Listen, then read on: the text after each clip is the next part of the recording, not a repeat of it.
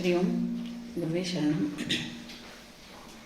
ओम सदाशिवसमारंभा शंकराचार्यमध्यमाम् अस्मदाचार्यपर्यन्तां वन्दे गुरुपरम्पराम्। श्रुतिस्मृतिपुराणानाम् आलयं करुणालयं नमामि भगवत्पाद शङ्करं लोकशङ्करं शङ्करं शङ्कराचार्यं केशवं बादरायणं सूत्रभाष्यकृतौ वन्दे भगवन्तौ पुनः पुनः। गुकारस्वन्धकारो वै ऋकारस्तन्निवर्तकः अन्धकारनिरोधित्वात् गुरुरित्यभिधीयते। ईश्वरो गुरुरात्मेति मूर्तिभेदविभागिने व्योमवद्व्याप्तदेहाय दक्षिणामूर्तये नमः। ॐ सहना भवतु सहनौ भुनक्तु सह वीर्यं करवावहै तेजस्विनावधीतमस्तु मा विद्विषावहै।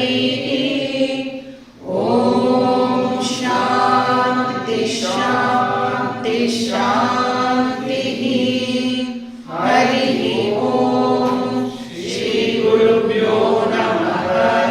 हरि ओम। நம்ம பார்த்துட்டு இருக்கிற தத்துவபோதத்தில் மெயினாக வந்து 5 டாபிக் டிஸ்கஸ் பண்ணப்படுறது. அதில் வந்து நாம் ஆல்ரெடி எவ்வளோ டாபிக் பார்த்து முடிச்சிருக்கோம்? 3 டாபிக் வந்து நாம் பார்த்து முடிச்சாச்சு. இப்போ 4வது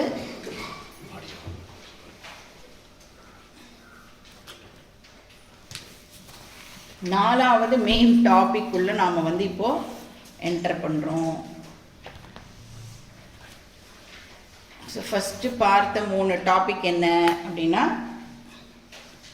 ஃபர்ஸ்ட் டாபிக் சாதன சதுஷ்டயம் பார்த்தோம். அதில் வந்து விவேகம், வைராகியம், சமாதி ஷட்க சம்பத்தி, முமுட்சுத்வம், இது வந்து ஃபர்ஸ்ட் டாப்பிக்காக பார்த்தோம்.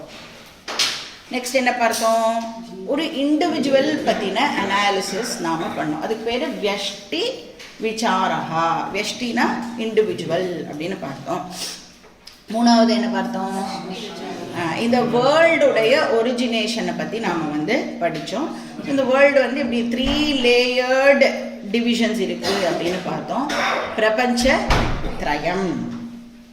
ஸோ சமஷ்டி விசாரகா வந்து 3வது டாபிக்கு. 4வது டாபிக் என்னது? ஜீவ ஈஸ்வர ஐக்கியம். இதுதான் வந்து 4வது நாம் பார்க்க போகிற டாபிக். இந்த டாபிக்கு தான் இப்போது ஆத்தர் வந்து நம்மளுக்கு ஒரு இன்ட்ரொடக்ஷனை கொடுக்குறார். இப்போ ஜீவ ஈஸ்வர ஐக்கியமை பார்க்கணும் அப்படின்னு சொன்னால், ஜீவானா யாருன்னு நமக்கு தெரியணும், ஈஸ்வரானா என்னன்னு நமக்கு தெரியணும். தெரிஞ்சாதான் அதனுடைய ஒன்னஸ், ஐக்கியம்னா ஒன்னஸ், அதை வந்து நம்மளால் அப்போ தான் பார்க்க முடியும்.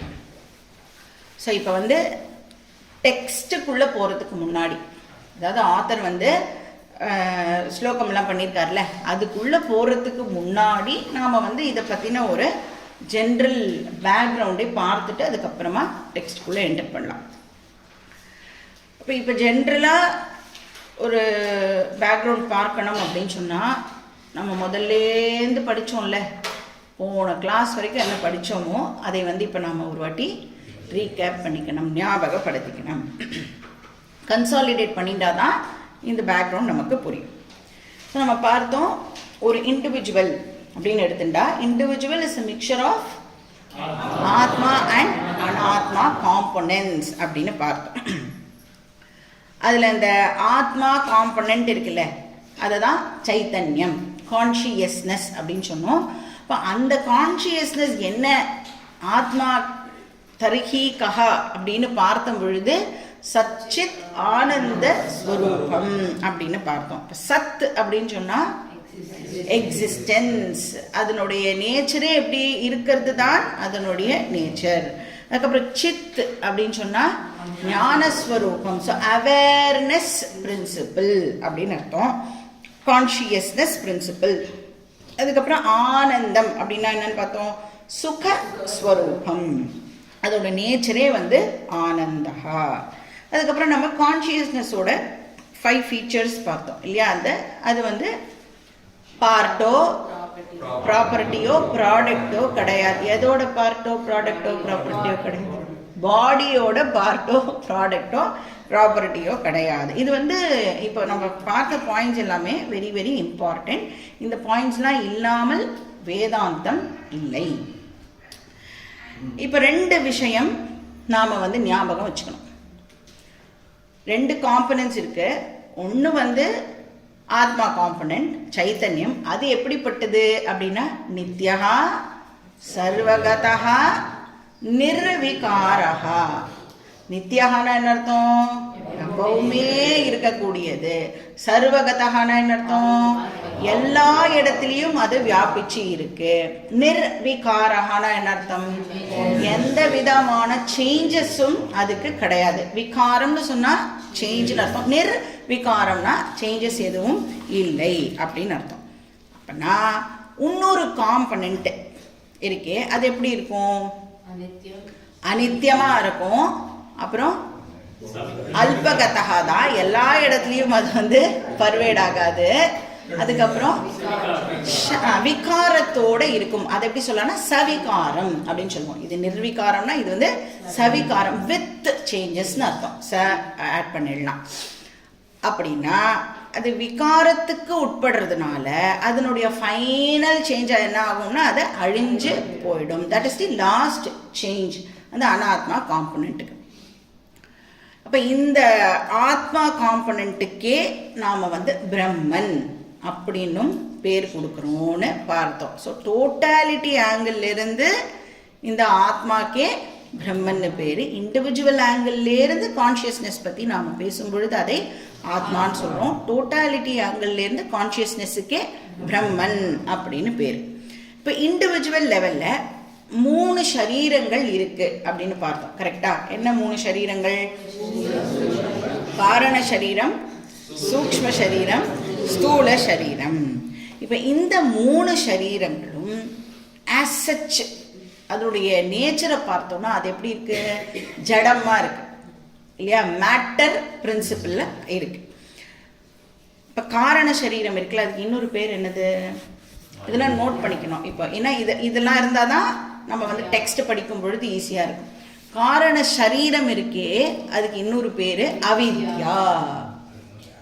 காரண சரீரத்துடைய டெஃபினிஷனை நீங்கள் பார்த்தீங்கன்னா அனிர்வாச்சிய அனாதி அவித்யா ரூபம் அப்படின்னு படிப்போம். ஸோ காரண சரீரத்துக்கு இன்னொரு பேர் என்ன அப்படின்னா அவித்யா.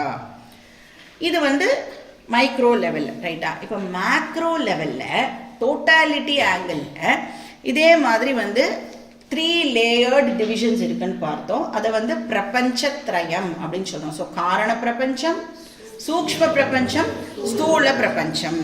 இந்த காரண பிரபஞ்சம் இருக்குல்ல அதுக்கு மாயா அப்படின்னு பேரு. இந்த காரண பிரபஞ்சம் அப்படிங்கிறது தான் இப்போ நாம பார்த்துட்டு இருக்கிற இந்த யூனிவர்ஸுடைய சீடு ஃபார்ம்.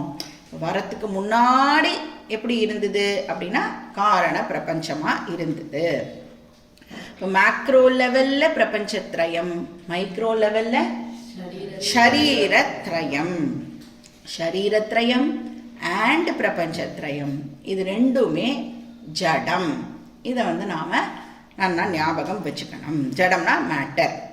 ஆனால் இந்த நான் மெட்டீரியல் பிரின்சிபல் ஒன்று இருக்கே, ஆத்மா ஆர் கான்ஷியஸ்னஸ், அது எப்படி இருக்கு, நித்தியம், சர்வகதா, நிர்விகாரஹா. இப்போ இந்த பேக்ரவுண்டோட நாம் வந்து ஜீவா அண்ட் ஈஸ்வராவை அண்டர்ஸ்டாண்ட் பண்ணிக்கிறதுக்கு முயற்சி பண்ணணும். இப்போ இந்த கான்ஷியஸ்னஸ் இருக்கே அது சர்வகதா அப்படின்னு சொன்னால் எல்லா இடத்துலையும் அது பர்வேடு பண்ணி இருக்கு, அவர் வியாபிச்சு இருக்கு அப்படின்னு சொன்னால் ஷரீரத்ரயத்தையும் இப்போ இந்த கான்ஷியஸ்னஸ் வியாபிக்குமா வியாபிக்காதா? ஷரீரத்ரயத்தையும் அது பர்வேட் பண்ணும். இந்த கான்ஷியஸ்னஸ், ஆல் பர்வேடிங் கான்ஷியஸ்னஸ் இந்த இண்டிவிஜுவல் ஷரீரத்ரயத்தை பர்வேட் பண்ணும் பொழுது இந்த ஜட சரீரத்துக்கு இப்போ சென்சியன்சி கிடைக்கிறது. அப்போ அந்த சென்சியன்சி இருக்குல்ல, அது வந்து எப்படி எக்ஸ்பிரஸ் ஆகிறது இந்த சரீரத்தில் அப்படின்னா செல்ஃப் அவேர்னஸாக அது வந்து இப்போ எக்ஸ்பிரஸ் ஆகிறது.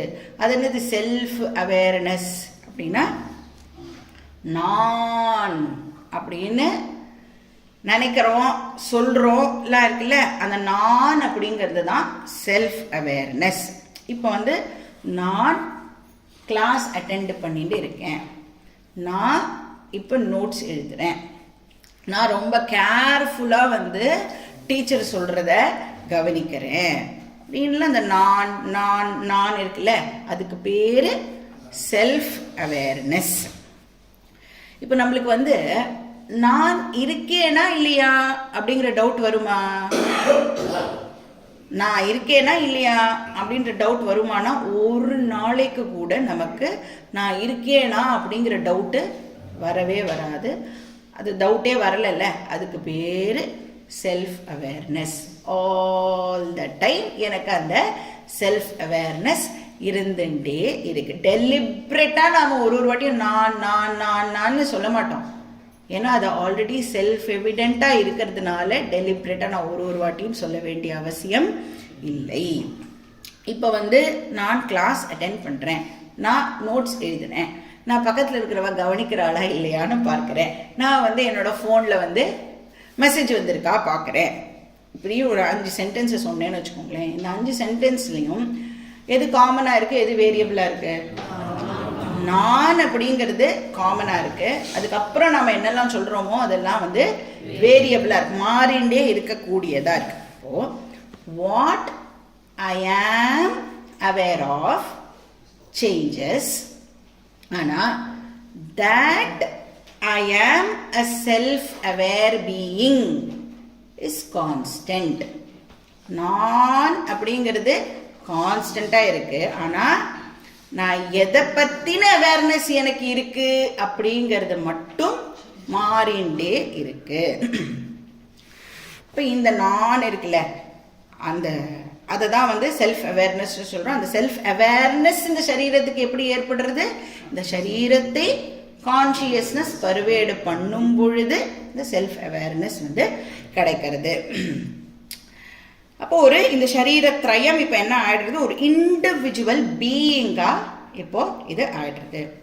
இப்போ ஆல் பர்வேடிங் கான்ஷியஸ்னஸ் இருக்கு இல்லையா, அதை வந்து இப்போ என்ன பேர் புதுசாக கொடுக்க போகிறோம் அதுக்கு அப்படின்னா ஒரிஜினல் கான்ஷியஸ்னஸ் அப்படின்னு ஒரு புது பேர். ஒரே கான்ஷியஸ்னஸ் தான், ஆனால் இப்போ நாம் ஒரு பர்டிகுலர் விஷயத்தை அண்டர்ஸ்டாண்ட் பண்ணிக்கணுங்கிறதுக்காக அந்த ஆல் பர்வேடிங் கான்ஷியஸ்னஸுக்கே இப்போ நாம் ஒரிஜினல் கான்ஷியஸ்னஸ் அப்படிங்கிற பேரை கொடுக்குறோம். ஸோ அதை வந்து ஷார்ட் ஃபார்மில் என்ன சொல்லுவோம்னா ஓசி அப்படின்னு சொல்லுவோம். ஞாபகம் வச்சுக்கணும், ஓசினா நம்மளோட தமிழ் ஓசி கிடையாது, O.C போட்டுன்னா ஒரிஜினல் கான்ஷியஸ்னஸ். இப்போ அந்த ஒரிஜினல் கான்ஷியஸ்னஸ் இந்த ஷரீரத்ரயத்தை வியாபிக்கும் பொழுது என்ன ஆகிறது, அந்த ஒரிஜினல் கான்ஷியஸ்னஸுக்கே நாம் வந்து ஆர்சி அப்படின்னு பேரை கொடுக்குறோம். எல்லா இடத்துலையும் கான்ஷியஸ்னஸ் பர்வேட் ஆகிறது. அப்படி பர்வேட் ஆகிற கான்ஷியஸ்னஸ் இந்த சரீரத்ரயத்தை பர்வேட் பண்ணும் பொழுது அந்த ஓசிக்கே ஆர்சி அப்படிங்கிற பேரானது கொடுக்கப்படுறது. அப்போ இந்த சரீரத்ரயம் இருக்குல்ல, அதுக்கு வந்து என்ன கெப்பாசிட்டி இருக்கு அப்படின்னு பார்த்தோம்னா இந்த கான்ஷியஸ்னஸை ரிஃப்ளெக்ட் பண்ற கெப்பாசிட்டி இருக்கு. அப்போ இந்த சரீரத்ரயத்தை எப்படி நாம வந்து இமேஜின் பண்ணிக்கணும்னா ஒரு கண்ணாடி மாதிரி நீங்க வந்து இதை யோசிச்சு பாருங்க. இப்போ ஒரு கண்ணாடிக்கு என்ன கெப்பாசிட்டி இருக்கு? அதுக்கு முன்னாடி என்ன வச்சாலும் அதனுடைய ரிஃப்ளெக்ஷனை ஏற்படுத்தக்கூடிய கெப்பாசிட்டி அந்த கண்ணாடிக்கு இருக்கு இல்லையா? இப்போ அந்த மாதிரி இந்த சரீரத்ரயத்துக்கு என்ன கெப்பாசிட்டி இருக்கு அப்படின்னா, கான்சியஸ்னஸை ரிஃப்ளெக்ட் பண்றதுக்கான கெப்பாசிட்டி இந்த சரீரத்ரயத்துக்கு இருக்கு. அப்போ அந்த கான்சியஸ்னஸ் இப்போ இந்த சரீரத்ரயத்தை பர்வேட் பண்ணும் பொழுது சரீரத்ரயம் இப்போ என்ன பண்ணும்? கான்சியஸ்னஸை ரிஃப்ளெக்ட் பண்ணும். அப்படி ரிஃப்ளெக்ட் ஆகிற கான்சியஸ்னஸுக்கு பேரு ஆர்சி ஆர் பிரதிபிம்ப சைத்தன்யம். ஒரிஜினல் கான்சியஸ்னஸை பிம்ப சைத்தன்யம்னு சொல்லுவோம். ரிஃப்ளெக்ட் ஆகிற கான்சியஸ்னஸை பிரதிபிம்ப சைத்தன்யம் அப்படின்னு சொல்லுவோம். அப்போ இந்த ரிஃப்ளெக்டட் கான்சியஸ்னஸ் எங்கெல்லாம் இருக்கும்? இந்த ரிஃப்ளெக்டட் கான்சியஸ்னஸ் இப்போ எங்க எல்லாம் அவைலபிளா இருக்கும்? எங்க எல்லாம் சரீரத்ரயம் இருக்கோ அங்க எல்லாம் ரிஃப்ளெக்டட் கான்சியஸ்னஸ் அவைலபிளா இருக்கும். மீடியம் அப்படிங்கிறது ரொம்ப காமனா யூஸ் பண்ற ஒரு வார்த்தை.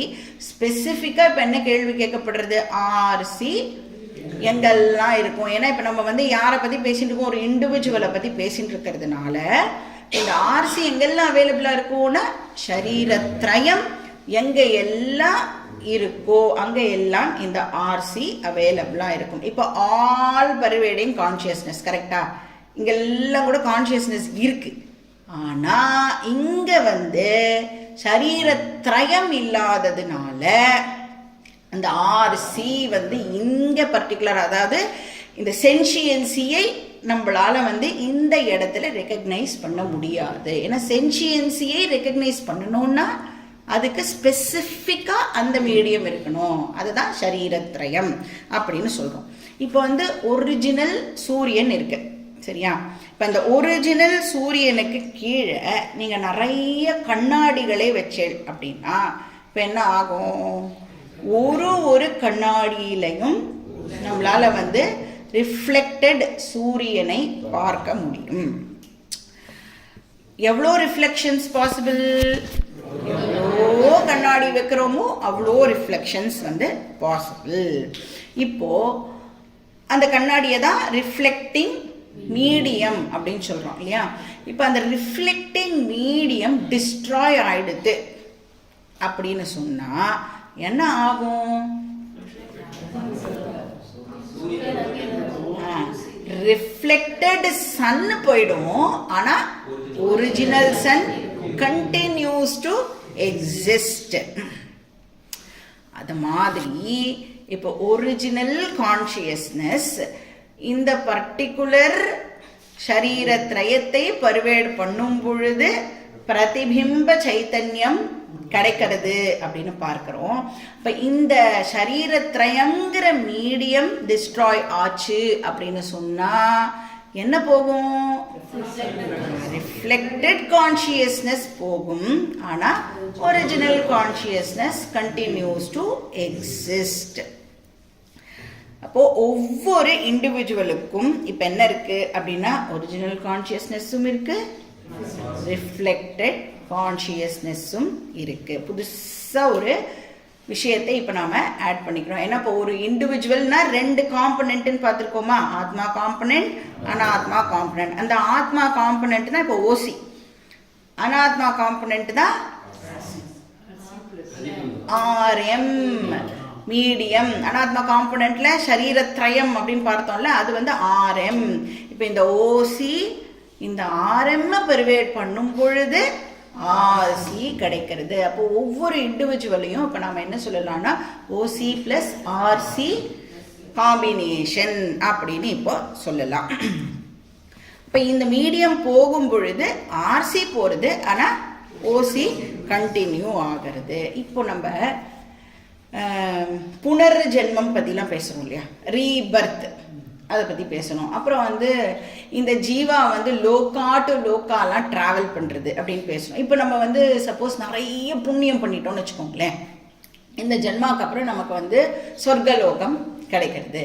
அவர் நிறைய எக்கச்சக்கமான பாபம் யாரோ பண்ணிட்டா அப்படின்னா அவளுக்கு வந்து என்ன சொல்லுவோம், உனக்கு வந்து பாதாள லோகம்தான் அப்படின்னு சொல்கிறோம்ல. இப்போ இதை மாதிரிலாம் பேசும் பொழுது இந்த ஜீவாவுடைய எந்த காம்பனண்ட்டை ஆக்சுவலாக நம்ம ரெஃபர் பண்ணுறோம்? இந்த ஜீவா வந்து லோகா டு லோகா ட்ராவல் பண்ணுறான் அப்படின்னு சொல்லும் பொழுது எந்த காம்பனண்ட்டை வந்து இப்போ ஓசி ப்ளஸ் ஆர்சி வந்து ஜீவா அப்படின்னு சொன்னால் எந்த காம்பனண்ட்டை ரெஃபர் பண்ணுறோம்? ஆர்சி காம்பனண்ட்டை ரெஃபர் பண்ணுறோம். ஓசியை ரெஃபர் பண்ணலை. ஏன்? ஓசி ட்ராவலே பண்ணாது. ஓசி ஆல் பர்வேடிங். அப்போ ஓசிக்கும் ஆர்சிக்கும் என்ன டிஃபரன்ஸு? என்னெல்லாம் டிஃபரன்ஸ் உங்களுக்கு இப்போ தோன்றது? இப்போ வந்து ஓசி ஏகா கரெக்டா இருக்கிறது ஒரே ஒரு கான்ஷியஸ்னஸ் தான். ஆனால் ஆர்சி அநேகம். ஏன் அநேகம்? எவ்வளோ மீடியம் இருக்கோ அவ்வளோ ஆர்சிஸ் வந்து பாசிபிள். இது வந்து ஃபர்ஸ்ட் டிஃபரன்ஸ். ஓகே, ஏகம் அநேகம். ரெண்டாவது ஓசி வந்து நித்தியம் கரெக்டா, ஆல் த டைம் அது அவைலபிளாக இருக்கும், இருந்துட்டே இருக்கும். ஆனால் ஆர்சி எப்படிப்பட்டது? அநித்தியம். மீடியம் இருந்தால் இருக்கும், மீடியம் இல்லைன்னா இருக்காது. அதுக்கப்புறம் வந்து அச்சலம். ஓசி வந்து அச்சலம். அச்சலம்னா என்ன அர்த்தம்? மூவே ஆகாது அப்படின்னு அர்த்தம். அப்போ ஆர்சி எப்படி இருக்கும்? சலம்.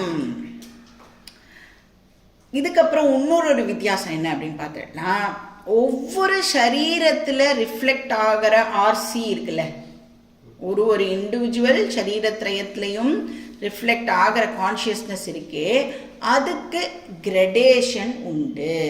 ரிஃப்ளெக்டட் கான்ஷியஸ்னஸுக்கு கிரடேஷன் உண்டு, தாரதமியம் உண்டு. அதாவது சிலது சுப்பீரியராக இருக்கும், சிலது இன்ஃபீரியராக இருக்கும். ஏன்?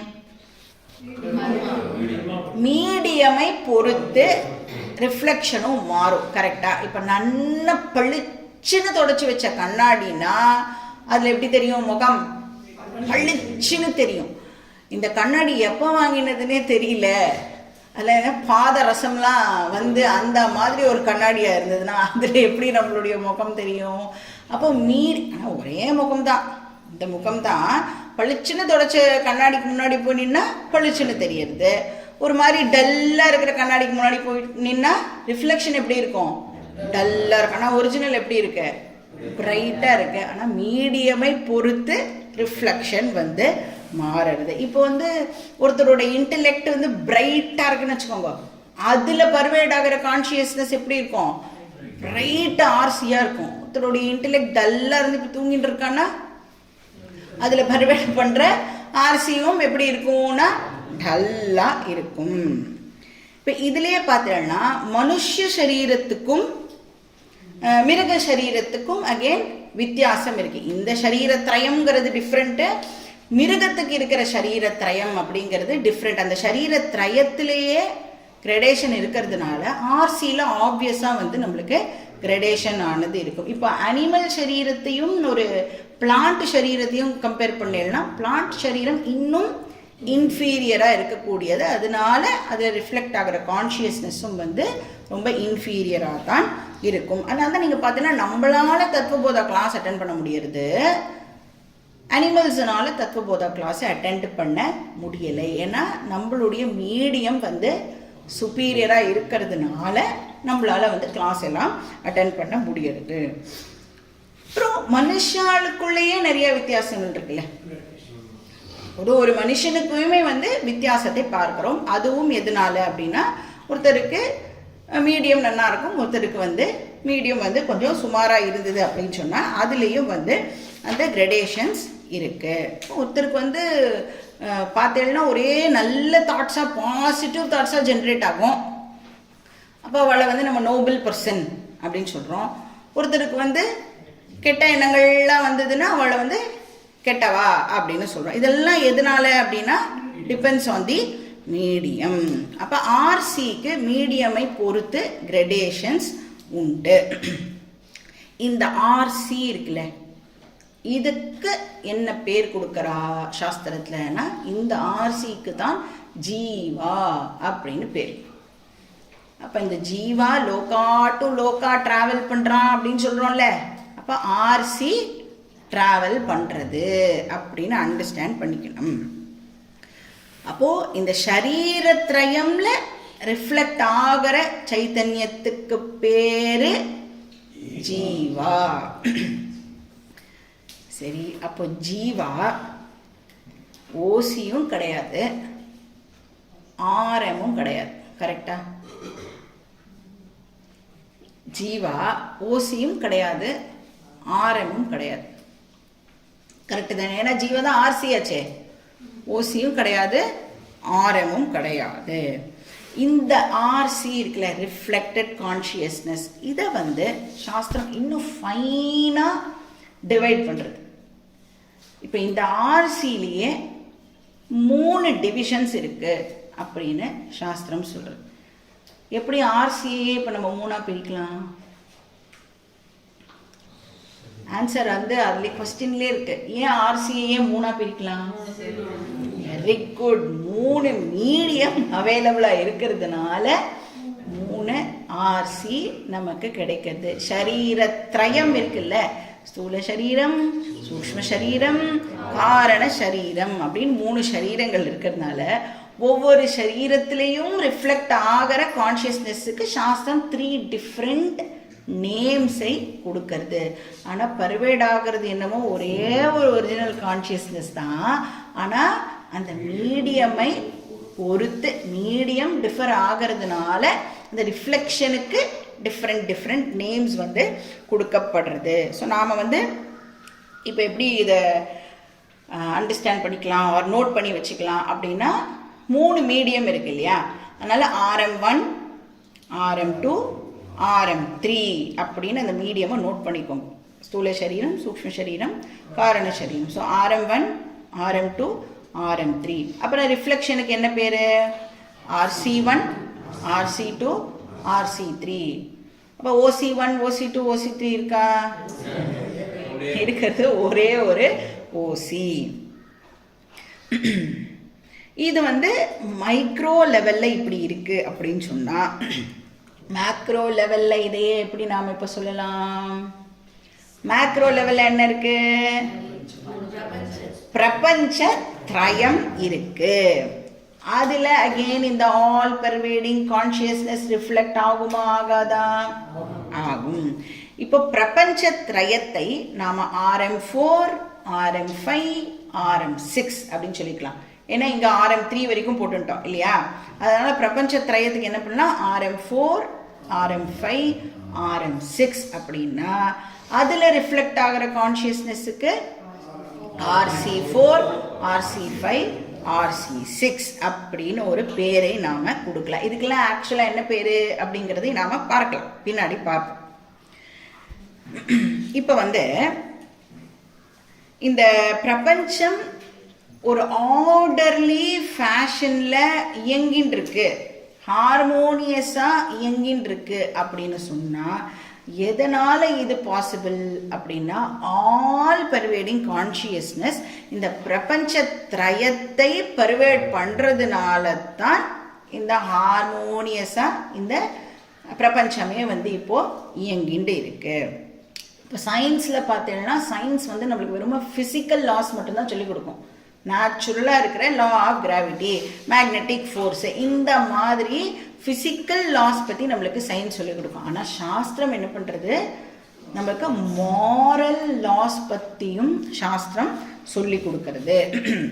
இப்போ நாம் பண்ணுற ஒவ்வொரு ஆக்ஷனும், ஒரு ஆக்ஷன் பண்ணுறோன்னு வச்சுக்கோங்களேன், அந்த ஆக்ஷனை நான் இப்போ ஸ்தூலமாக பண்ணுறேன் அப்படின்னு சொன்னால் அதனோட ரிசல்ட் எப்படி கிடைக்கும்? எனக்கு ஸ்தூலமான ஒரு ரிசல்ட் தான் எனக்கு கிடைக்கும். இப்போ நான் வந்து இந்த பெண்ணை எடுத்து இங்கே வைக்கிறேன் அப்படின்னு சொன்னால் இந்த ஆக்ஷனில் எனக்கு பேனா வந்து இங்கேருந்து இந்த இடத்துக்கு டிரான்ஸ்ஃபர் ஆகிருக்கும்.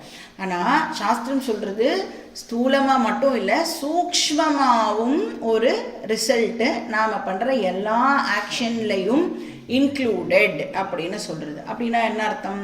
நான் இந்த பேனாவை இங்கேருந்து எடுத்து இங்கே வைக்கும் பொழுது என்ன நினச்சிண்டு எடுத்து இங்கே வச்சேனோ அந்த இன்விசிபிளாக எனக்கு ஒரு ஆட்டிடியூட் இருக்குல்ல, அந்த ஆட்டிடியூடுக்கு ஏற்ற மாதிரி ஒரு இன்விசிபிள் ரிசல்ட்டும் வந்து இது கூடவே இருக்கும். ஸோ பாபம் ஆர் புண்ணியம் வந்து அந்த ரிசல்ட் கூட, ஸ்தூல ரிசல்ட் கூட சேர்ந்து நமக்கு கிடைக்கிறது. அதை தான் நம்ம மாரல் லாஸ் அப்படின்னு சொல்கிறோம்.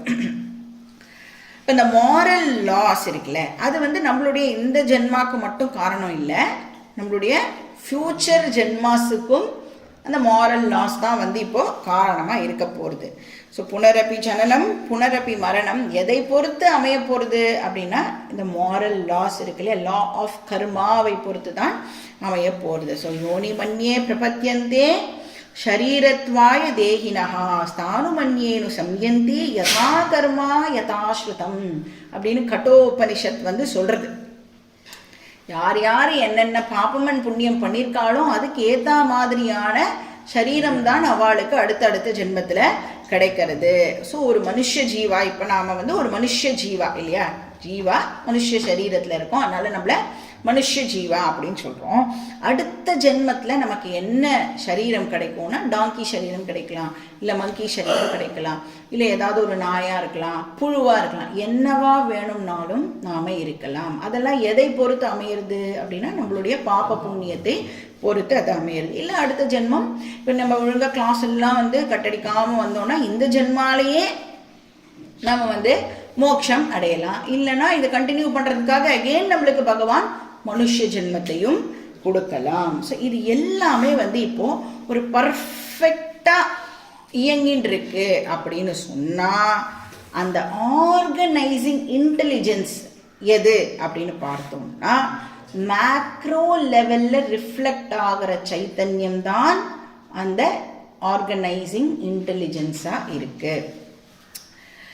இப்போ அந்த ஹோல் யூனிவர்ஸையே அந்த இன்டெலிஜென்ஸ் தான் இப்போது ஃபங்க்ஷன் பண்ண வைக்கிறது. இப்போ வந்து நம்மளுடைய இண்டிவிஜுவல் சரீரத்தை எடுத்துட்டோம் அப்படின்னு சொன்னால் இந்த இண்டிவிஜுவல் சரீரமும் வந்து சர்டன் லாஸ் படி தானே இயங்குறதுல. இப்போது ஹார்ட் ஃபங்க்ஷன் பண்ணுறது, லிவர் ஃபங்க்ஷன் பண்ணுறது அப்படின்னா அதெல்லாம் வந்து ஏதோ ஒரு லாக்கு உட்பட்டு இப்போ இந்த இயக்கமானது நடந்துட்டுருக்கு அப்படின்னா அது மாதிரி இந்த வேர்ல்டை இப்போ நீங்கள் எப்படி பார்க்கணும் அப்படின்னா பகவானுடைய ஷரீரமாக இப்போ இந்த என்டையர் வேர்ல்டை நாம் பார்த்தோம் அப்படின்னு சொன்னால் அது அகெயின் சில லாஸ்க்கு உட்பட்டு ஃபங்க்ஷன் பண்ணுறது. ஸோ பூஃப் பாதவ் யஸ்யனாபிர் வியதசுரனில சந்திர சூரியோ சநேத்ரே, பகவானுடைய ஒரு கண்ணு சூரியன் ஒரு கண்ணு சந்திரன், பூமி தான் அவருடைய பாதம். அதனால தான் விஸ்வரூப ஈஸ்வரா அப்படின்னு சொல்றோம். இந்த என்டையர் யூனிவர்ஸே வந்து பகவானுடைய சரீரம், ஸ்தூல சரீரம். அப்போ மைக்ரோ லெவல்ல சரீரத்ரயத்தில் ரிஃப்ளெக்ட் ஆகிற ஓசியை நாம ஜீவான்னு சொல்றோம், கரெக்டா? So RC at micro level is called Jeeva, RC at macro level is called ஈஸ்வரா. பிரபஞ்சத்ரயத்தை பர்வேடு பண்ற கான்ஷியஸ்னஸ் பிரபஞ்சத்ரயத்தில் ரிஃப்ளெக்ட் ஆகும் பொழுது அந்த ரிஃப்ளெக்டட் கான்ஷியஸ்னஸுக்கு பேர் ஈஸ்வரா. இப்போ இண்டிவிஜுவல் லெவலில் நம்மளுக்கு 3 லேயர் இருக்கு, RC1 to RC3. மேக்ரோ லெவலில் again 3 layer, RC4 to RC6. இப்போ மேக்ரோ லெவலில் இருக்கிற RC எப்படி இருக்கும்? இப்போ ஒரு இண்டிவிஜுவல் RC எப்படி இருக்கும்? அந்த இண்டிவிஜுவல் மீடியமை பொறுத்து அதனுடைய கெப்பாசிட்டி இருக்கும். டோட்டாலிட்டியில் ரிஃப்ளெக்ட் ஆகிற RCக்கு எவ்வளோ கெப்பாசிட்டி இருக்கும், எவ்வளோ பவர் இருக்கும் இல்லையா? அதனால தான் பகவான் என்ன சொல்கிறோம், சர்வசக்திமான் சர்வஜ்ஞா என டோட்டல் பவர் அந்த RCக்கு இப்போ இருக்கும். ஏன்னா மீடியம் எப்படி இருக்கு, டோட்டாலிட்டி என்டையர் பிரபஞ்சம் தான் இப்போ அது மீடியமாக இருக்கு. இந்த சரீரத்தை எடுத்துட்டோம் அப்படின்னு சொன்னால் இதுக்கு ஒரு அல்ப சக்தி தான் இருக்கும் இல்லையா? இப்போ என்னால் வந்து ஒரு 15 கிலோ வெயிட்டு தான் என்னால் வந்து தூக்க முடியும். இதே இன்னொரு பர்சனால வந்து 25 கிலோ வெயிட்டை தூக்க முடியும். யாராலையும் 1000 கிலோலாம் தூக்க முடியுமானா தூக்க முடியாது. அப்போ ஒரு இண்டிவிஜுவல் சரீரத்துக்கு இண்டிவிஜுவல் பவர், அதாவது லிமிட்டட் பவர் தான் இருக்கும். பட் மேக்ரோ லெவலில் என்டையர் பவர் வந்து அந்த ஆர்சிக்கு இப்போ இருக்கும். அதனால தான் என்ன சொல்கிறோம், மேக்ரோ லெவலில் வந்து ஈஸ்வராவை சர்வஜகான்னு சொல்கிறோம், சர்வ சக்திஹி அப்படின்னு சொல்கிறோம். ஜீவாக்கு என்ன இருக்கு, அல்பஜ்ஞா. ஒன்று தெரிஞ்சா ஒன்று தெரிய மாட்டேங்கிறது. அல்ப சக்தி தான் இந்த ஜீவாக்கு இருக்கு. அதனால என்ன ஆயிடுறது, ஒரு இந்த ஜீவாங்கிறவன் வந்து இப்போ வர்ஷிப் பண்ற பர்சன் ஆயிடுறான். ஈஸ்வராங்கிற அந்த ரிஃப்ளெக்டட் கான்சியஸ்னஸ் இப்போ வர்ஷிப்டா ஆயிடுறது. இப்போ வந்து நம்மளுடைய பிரைம் மினிஸ்டர் 22 ஜனவரி நாளைக்கு வந்து ராமர் கோவிலில் வந்து பிராண பிரதிஷ்டை பண்ண போறார். ஆனால் பிரைம் மினிஸ்டர் என்ன சொல்லிட்டு பண்றார், அதை உங்க எல்லாருடைய பிரதிநிதியா நான் போய் அந்த பிராண பிரதிஷ்டையில பங்கேற்கிறேன் அப்படின்னு சொல்லிருப்பேன். அப்படி வெளியிலேருந்து பார்க்கும் பொழுது அவர் ஒரு இண்டிவிஜுவலா நமக்கு ஸ்தூலமா தெரிஞ்சாலும், ஆனா என்டையர் சிட்டிசன்ஸ், பாரத தேசத்துல இருக்கிற அத்தனை சிட்டிசனையும் இப்ப வந்து அவர் ரெப்ரசன்ட் பண்ணி அவர் போய் வந்து அந்த பிராண பிரதிஷ்டையை பண்ண போறார். இப்ப அவர் எதை ரெப்ரசன்ட் பண்றார், டோட்டாலிட்டியை அவர் வந்து இப்போ ரெப்ரசன்ட் பண்றார். அதுதான் வந்து இங்க ஈஸ்வரா அப்படின்னு சொல்றோம். டோட்டல் பவர் வந்து இப்ப அவர்கிட்ட இருக்கு அப்படின்னு நம்ம சொல்லலாம் இல்லையா. ஸோ இங்க வந்து ஆத்தர் என்ன பண்றார், ஜீவாவை வந்து அல்பஜ்ஞா அல்பசக்திஹி அப்படின்னு இன்ட்ரடியூஸ் பண்றார். ஈஸ்வராவை சர்வஜ்ஞா சர்வசக்திஹி அப்படின்னு இன்ட்ரடியூஸ் பண்றார். இப்போ நீங்க சொல்லுங்க, ஜீவாக்கும் ஈஸ்வராக்கும் டிஃபரன்ஸ் இருக்கா இல்லையா? ஜீவாவும் ஈஸ்வராவும் வேற வேறையா இல்லைன்னா ஐடென்டிக்கலா? இந்த கேள்வியை சாஸ்திரமே இப்போ ரைஸ் பண்ணி அதுக்கான பதிலையும் சாஸ்திரம் நமக்கு கொடுக்கறது. இப்போ ஜீவாவும் ஈஸ்வராவும் டிஃப்ரெண்டா இல்லை ஐடென்டிக்கலா? இப்போ வந்து குரோம்பெட் கிட்டக்கவா தூரக்கவா அப்படின்னா நீங்க என்ன கேட்கணும், என்ன கவுண்டர் கொஸ்டின் கேட்கணும்ல, எங்க இருந்து அப்படின்னு கேட்கணும். அப்ப பல்லாவரத்துலேருந்து கிட்டக்க, டி நகர்லேருந்து தூரக்க அப்படின்னு சொல்லலாம் இல்லையா. அது மாதிரி சரீரத்ரய ஆங்கிள் இருந்து ஆர் பிரபஞ்சத்ரய ஆங்கிள் இருந்து பார்த்தா, அதாவது ரிஃப்ளெக்டிங் மீடியம் உடைய ஆங்கிள் இருந்து பார்த்தா ஜீவாவும் ஈஸ்வராவும் வேற வேற. ஏன்னா மீடியம் வந்து வேற. ஸோ எப்படி எவ்வளோ தூரத்துக்கு வேற வேற, டயக்னலி ஆப்போசிட். சர்வசக்திஹி அல்பசக்திஹி, சர்வஜ்ஞா அல்பஜ்ஞா. சரி, ஆர்சியுடைய ஆங்கிள் இருந்து பார்க்கும் பொழுது, ஆர்சியுடைய ஆங்கிள் இருந்து பார்க்கும் பொழுது ஜீவாவும் ஈஸ்வராவும் ஒன்னா வேறையா? ஆர்சியுடைய ஆங்கிள் இருந்து பார்க்கும் பொழுது ஜீவாவும் ஈஸ்வராவும் ஒன்னா வேறையா? வேற வேற. ஏன்?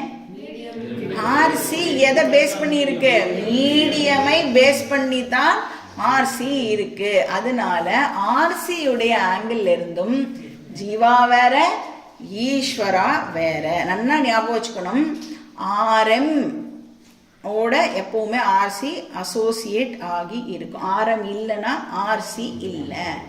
ரிஃப்ளெக்டிங் மீடியம் இல்லைன்னா ரிஃப்ளெக்ஷன் எப்படி பாசிபிள் இல்லையா? எப்பயுமே ஆர்சி வந்து ஆர்எம் ஓட அசோசியேட் ஆகி இருக்கும்.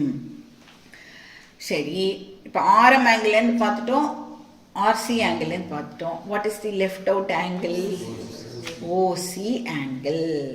இப்போ ஓசியோட ஆங்கிள் இருந்து, வாட் இஸ் ஆர்சி? ஓசியோடைய ரிஃப்ளெக்ஷன் தான் ஆர்சி. இதையும் ஞாபகம் வச்சுக்கணும் சரியா? இப்போ ஓசியுடைய ஆங்கிள் இருந்து பாயிண்ட் ஆஃப் வியூவை மாத்திரம் சரியா? ஓசியுடைய ஆங்கிள் இருந்து ஜீவாவும் ஈஸ்வராவும் one and the same, identical, வேற வேற கிடையாது.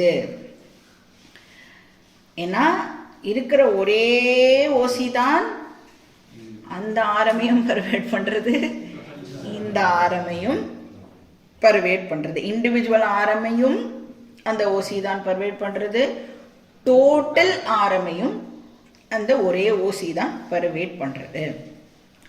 ஆர்சி அழியக்கூடியது, ஆனா ஓசி அழியாது.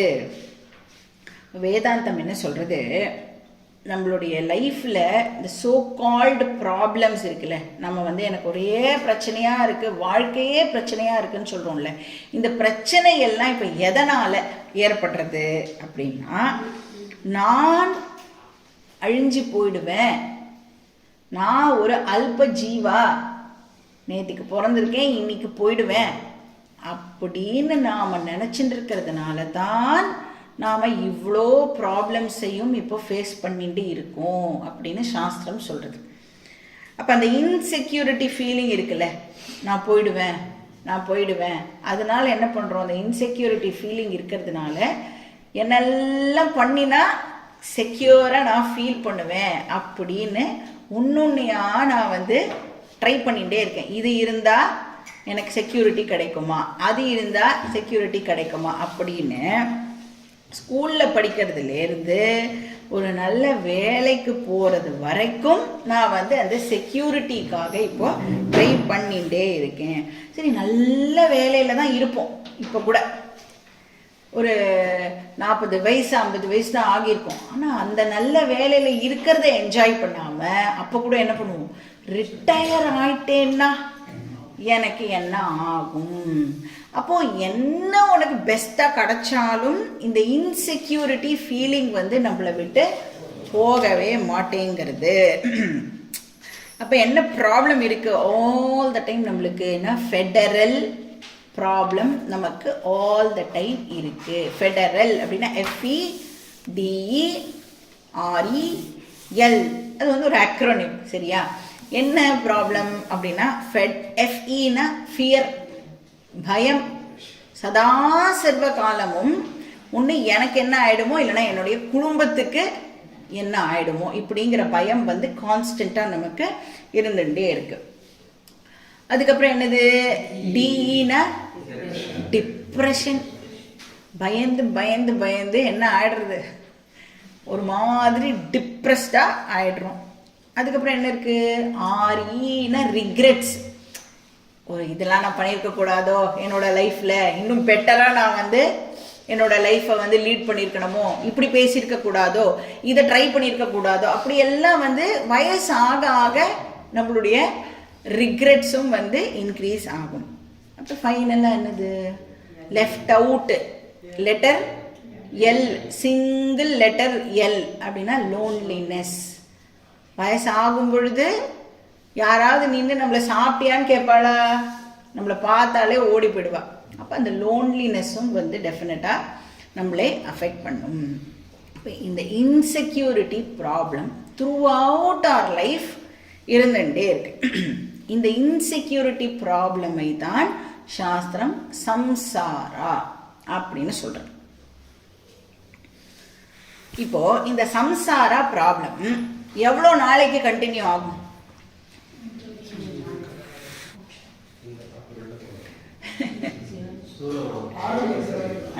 நான் ஒரு இண்டிவிஜுவல் ஜீவாவா இருக்கிற வரைக்கும் இந்த சம்சாரா ப்ராப்ளம் கண்டினியூ ஆகும். ஒரு நாளைக்கும் அந்த ஜீவாவால சம்சாரா இல்லாமல் இருக்க முடியாது. அப்படின்னா நான் வந்து அந்த அழியாத காம்பனண்ட் ஒன்று இருக்கேன், அந்த அழியாத காம்பனண்ட்டை நான் டிஸ்கவர் பண்ற வரைக்கும் இந்த சம்சாரா ப்ராப்ளம் கண்டினியூ ஆகும். எப்போ இந்த ப்ராப்ளம்க்கு சொல்யூஷன் கிடைக்கும்? அழியாத காம்பனண்ட்டை நான் டிஸ்கவர் பண்ணி அதுதான் நான் அப்படின்னு அண்டர்ஸ்டாண்ட் பண்ணிக்கும் போது இந்த ப்ராப்ளம் நம்மளை விட்டு போடுது. அதுதான் என்ன சொல்றோம், அசதோமா சத்கமய, தமசோமா ஜோதிர்கமய. சாஸ்திரம் படிக்கிறது மூலமா எனக்கு அந்த அஞ்ஞான இருள் நீங்கி ஞான ஒளி எனக்கு வரட்டும். தமசோமா ஜோதிர் கமய, நான் வந்து அந்த ஞானத்தை அடையணும்.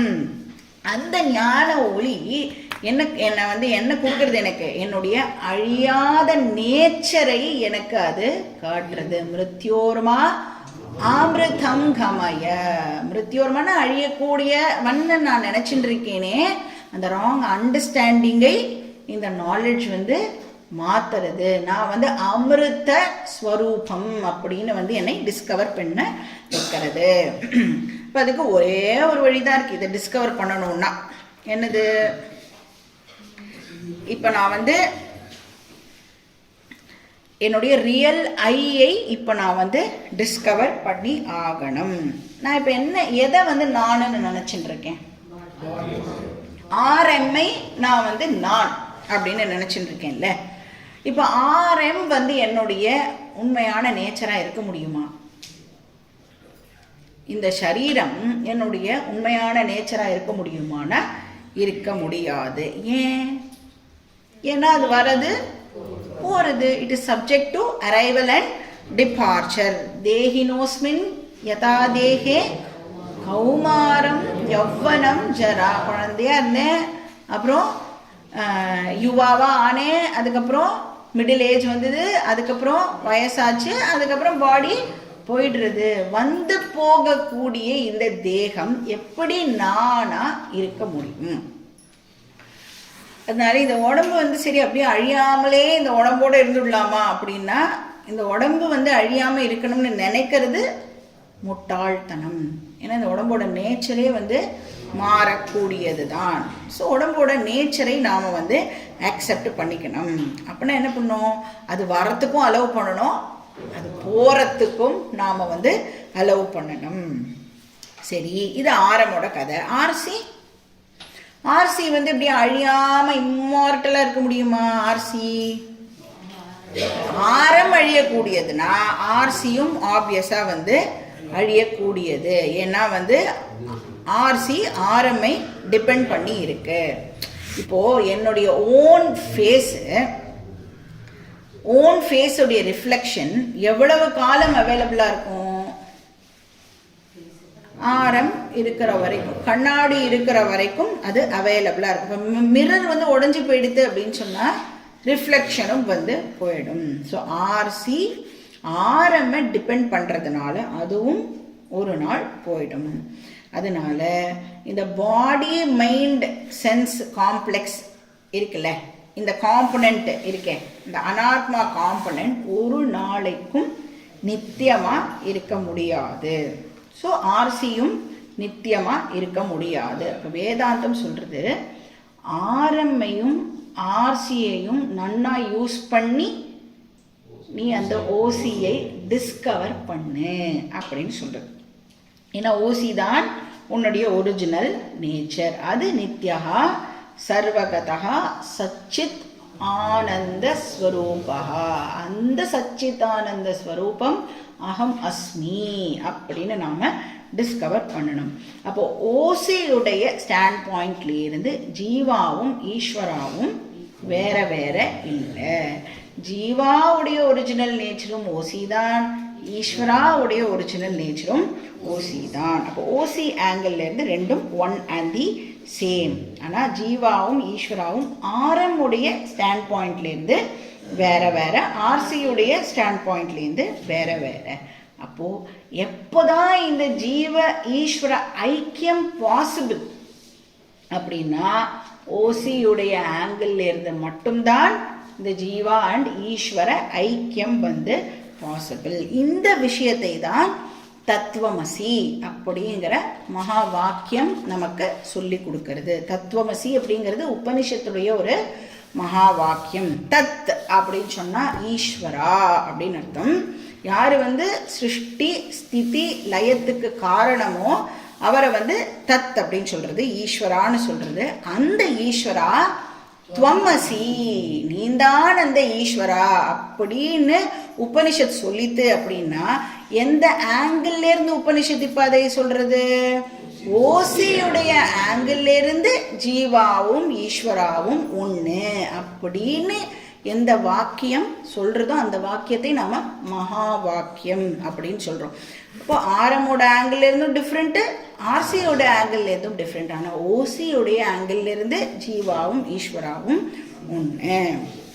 ஸோ இப்போ இந்த பேக்ரவுண்டோட நாம் வந்து டெக்ஸ்ட் என்ன சொல்கிறது அப்படின்னு பார்க்கலாம்.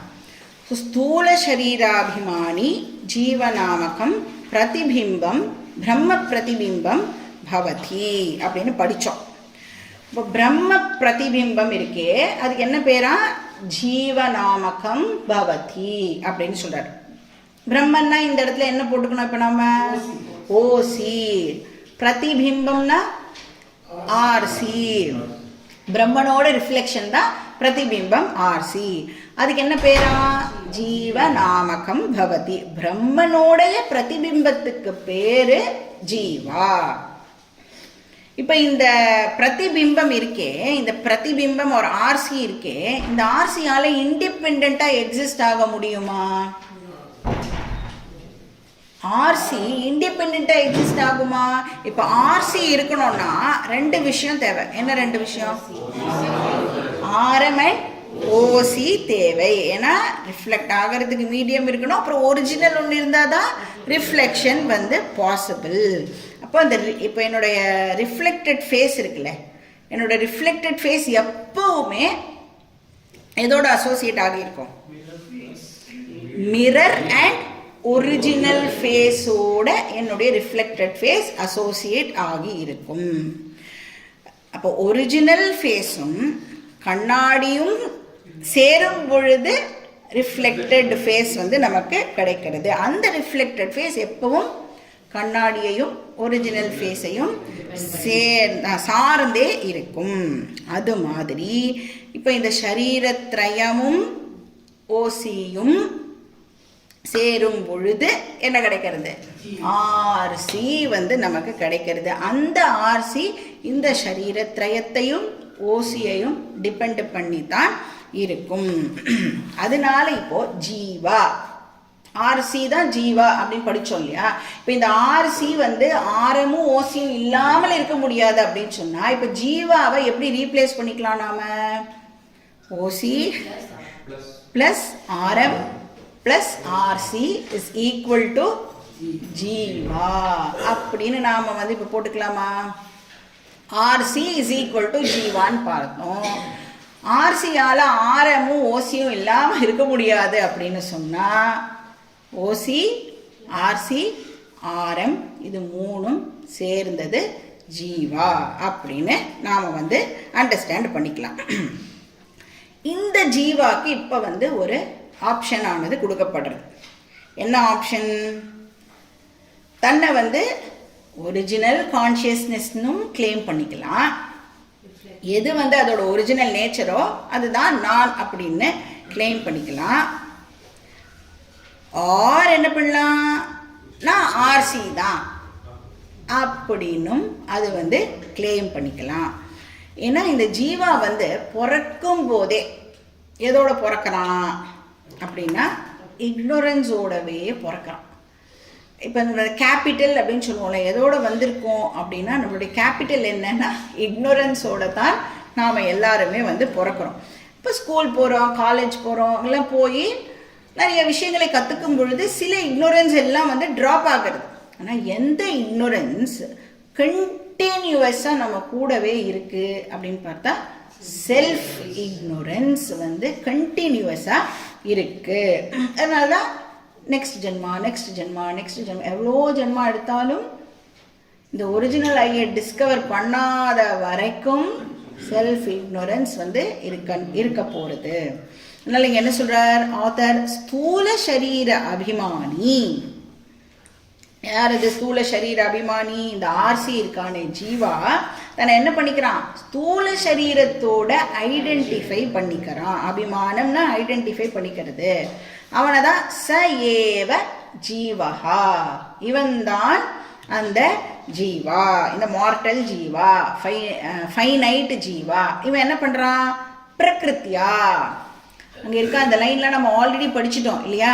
சயேவ ஜீவஹா பிரகிருத்தியா ஸ்வஸ்மாத் ஈஸ்வரம் பின்னத்வேன ஜானாதி அப்படின்னா என்ன அர்த்தம்? பிரகிருத்தியா அப்படின்னா நேச்சுரலாவே அவன் வந்து இக்னோரன்ஸோடவே பிறக்கிறதுனால ஸ்வஸ்மாத் ஈஸ்வரம் பின்னத்வேன ஜானாதி அப்படின்னா என்ன அர்த்தம்? ஸ்வஸ்மாத்னா தன்னை ஈஸ்வராலேருந்து வேறானவன் அப்படின்னே அவன் நினைச்சுட்டு இருக்கான். பின்னம் அப்படின்னா டிஃபரெண்ட் அப்படின்னு அர்த்தம். ஸ்வஸ்மாத் ஈஸ்வரம் பின்னத்வேன ஜானாதி அப்படின்னா தன்னை ஈஸ்வராலேருந்து டிஃபரெண்ட் அப்படின்னு அவன் நினைச்சுட்டு இருக்கான். ஃபர்ஸ்ட் ஆஃப் ஆல் ஈஸ்வரா அப்படிங்கிற ஒரு விஷயமே ஆர் அதை பத்தின டீட்டெயில்ஸ் நமக்கு எதுல இருந்து கிடைக்கிறது? சாஸ்திரம் மட்டும்தான் அதுக்கு நமக்கு சோர்ஸ் ஆஃப் இன்ஃபர்மேஷன். அப்போ ஜீவா இருக்கான், அப்புறம் இந்த ஜீவா ஒரு உலகத்துல வாழ்ந்துட்டு இருக்கான், அதுக்கப்புறம் ஈஸ்வரா அப்படின்னு ஒருத்தர் இருக்கார். ஸோ இப்போ இந்த ஜீவா ஜகத் ஈஸ்வரா இப்படிங்கிற ஒரு ட்ரையாங்கிள் இப்போ இருக்கு. இப்போ இந்த ஜீவாவா நான் கண்டினியூ பண்ணிட்டு இருக்கிற வரைக்கும் எனக்கு வேர்ல்டு ப்ராப்ளமை கொடுத்துட்டே தான் இருக்க போகிறது. அப்போ என்னுடைய அல்ப ஞானம், என்னுடைய அல்ப சக்தி இதெல்லாம் வச்சு என்னால் இப்போ ப்ராப்ளமை சால்வ் பண்ண முடியலை. அப்போ என்ன ஆயிடுறது? I become helpless. அப்போ நான் என்ன பண்ண வேண்டியதாக இருக்கு? டோட்டல் சக்தி கிட்ட, சர்வஜ்ஞா கிட்ட போய் நான் இப்போ காலில் விழுந்து கெஞ்சி ப்ளீஸ் என்னை வந்து இந்த ப்ராப்ளம்லேருந்து இப்போ நீனு காப்பாத்து அப்படின்னு நான் சொல்ல வேண்டியதாக இருக்கு.